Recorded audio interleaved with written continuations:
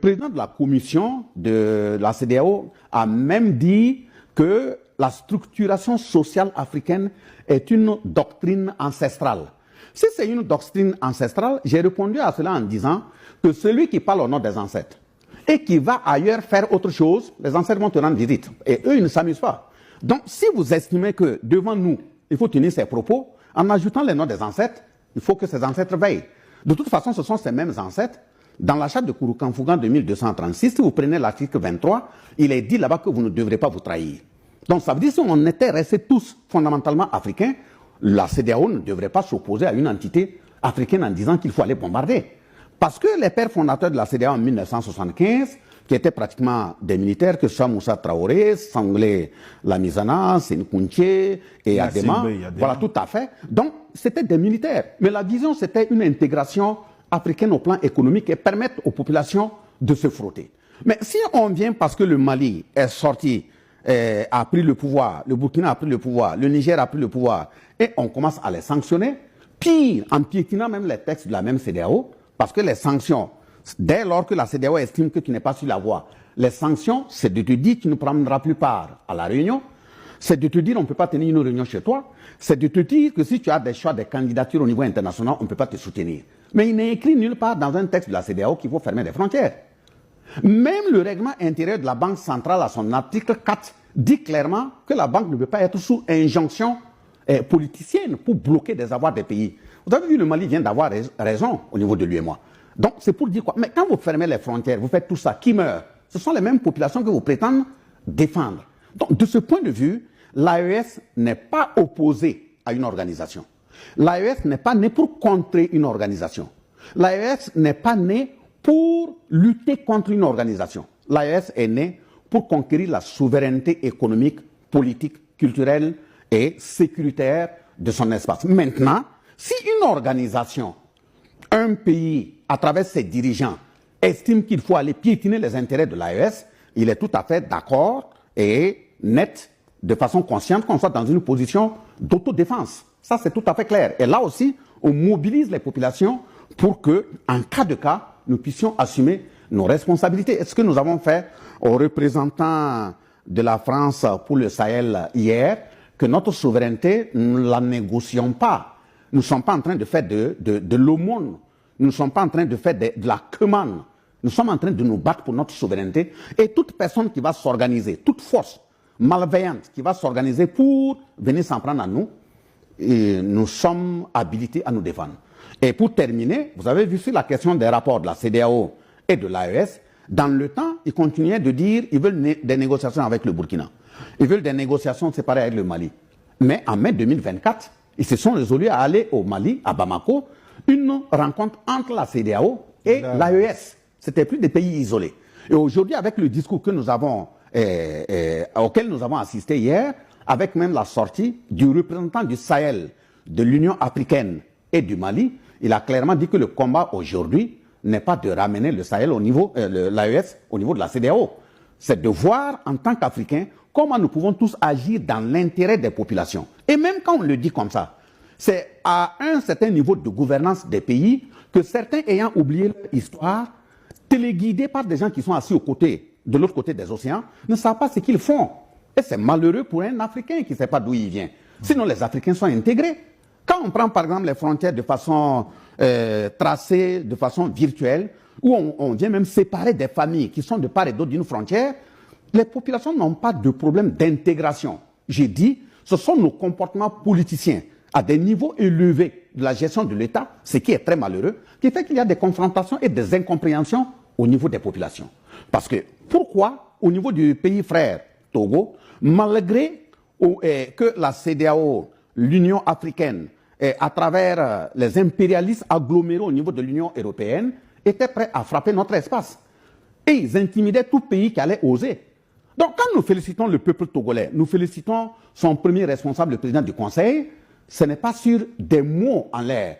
Il faut avoir le courage de dire « je ne vais pas fermer ma frontière avec mes frères ». Il faut avoir le courage de dire « leur matériel commandé là, il ne faut pas qu'il soit bloqué ». Il faut avoir le courage de convoquer et planter un arbre à palabre tel que ça a été fait hier à travers la réunion de haut niveau pour le Sahel. Il faut avoir le courage de le faire. Donc nous tenons sincèrement à les féliciter et invoquer que Dieu et les membres des ancêtres nous accompagnent et que je n'ai pas dit que dans chaque pays, il n'y a pas de difficultés. Il y a des difficultés, on ne peut pas être parfait, nous ne sommes pas des dieux. Donc là où il y a des difficultés, qu'il y ait véritablement la compréhension et que les gens comprennent qu'on n'aura pas une autre Afrique, on n'aura pas un autre pays. Si on constitue la clé par laquelle on va ouvrir la porte de l'Afrique en tant que traître pour venir pilonner tes frères, mais je pense que l'histoire retiendra que vous n'avez pas joué le bon rôle, et mieux, ceux-mêmes qui ont utilisé. Pour montrer la similitude avec la Libye, d'abord ils disent qu'eux, ils ont constitué leur rapport sur la base d'appels téléphoniques. Comment quelqu'un peut être sérieux, se dire sérieux, en faisant des appels sans aller sur le terrain vérifier ce qui se passe? Ça, c'est le premier élément. Ils ont ajouté également des images satellitaires. Exactement. Mais comment des images satellitaires, j'allais venir là-dessus, comment les images satellitaires peuvent voir des gens qui sont en train de faire des massacres et les mêmes images satellitaires ne peuvent pas voir des djihadistes qui s'organisent pour les attaquer? C'est pas contradictoire? Donc, il y a un problème. Mieux, ils ont commencé leur rapport depuis 2023. 2023 à 2025, ça fait combien d'années?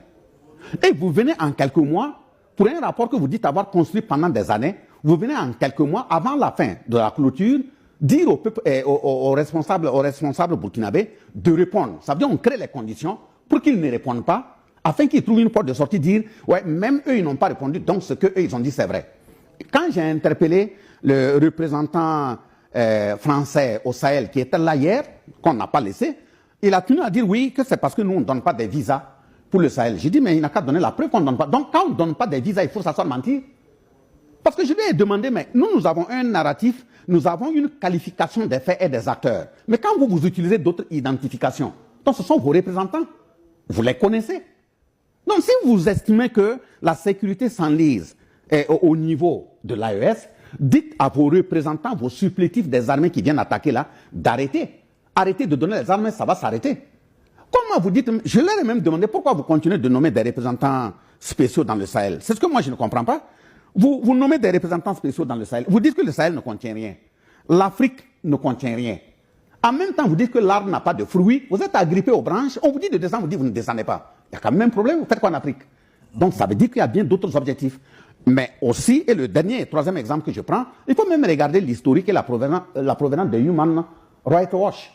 Parce que la structure qui a été créée en 1978, comment dirais-je, une structure dite de défense des droits humains, c'était pour contrecarrer l'avancée de l'Union, de l'URSS, dans les différentes zones en disant que le communisme prenait du terrain. C'était au profit des États-Unis.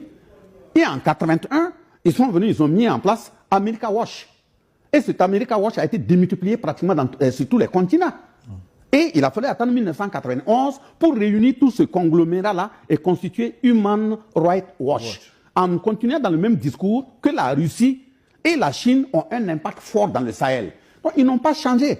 Donc, ce sont des structures qui sont des morgues, qui sont utilisées pour faire un certain type d'argumentaire afin de procéder à des assassinats. Donc, ici, on peut donner l'impression qu'ils ont fait ce rapport pour que le Burkina n'ait plus de financement, pour qu'au niveau de diplomatie, on ait des soucis, pour qu'au niveau politique, on ne pèse pas, pour qu'au niveau sécuritaire, on ne nous vende pas des armes.